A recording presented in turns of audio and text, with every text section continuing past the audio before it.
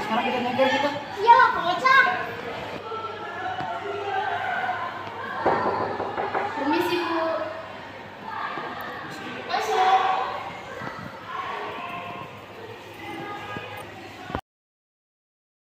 Ada perlu apa kalian di sini? Kami mengambil sepatu kami yang baru, Bu. Kenapa kalian nggak pakai sepatu hitam?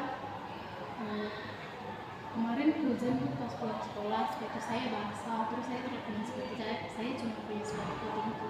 Kalau kamu kenapa? Kalau saya sepatu saya di teman saya Bu, dipinjem dari kemarin sore sampai sekarang mau dibalikin. Baiklah kalau gitu, saya mau kali ini dengan cara kalian harus menulis di selembar kertas. Kalau nggak ada di buku bahasa Indonesia aja, tulis saya tidak akan melakukan kesalahan itu lagi. Harus satu lembar full. Kalau sudah, kembali ke saya. Baik, Bu.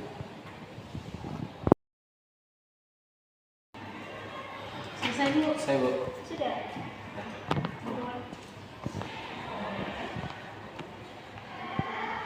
Silakan ambil.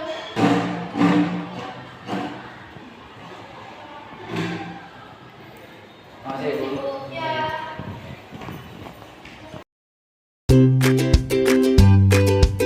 Teks negosiasi peraturan hukum adalah jenis teks yang digunakan untuk melakukan komunikasi dan negosiasi antara pihak-pihak yang terkait dalam pembuatan, penafsiran, atau pelaksanaan peraturan hukum. Teks ini biasanya digunakan dalam konteks hukum, seperti 1. Pembuatan undang-undang atau peraturan pemerintah. 2. Penafsiran hukum dalam pengadilan. 3. Negosiasi kontrak atau perjanjian. 4. Pembuatan keputusan hukum.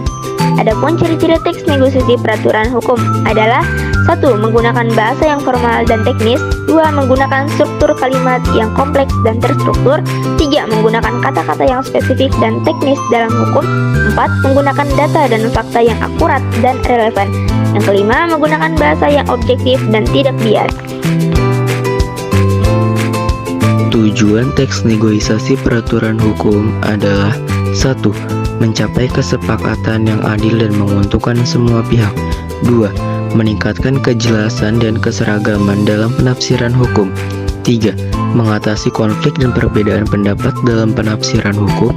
4. Mencapai tujuan hukum yang diinginkan dengan cara yang efektif dan efisien.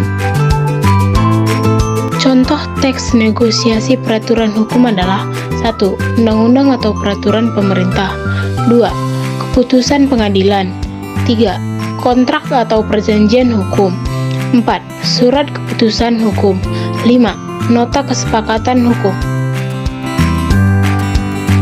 Dalam membuat teks negosiasi peraturan hukum, perlu memperhatikan beberapa hal, seperti yang pertama, menggunakan bahasa yang jelas dan efektif.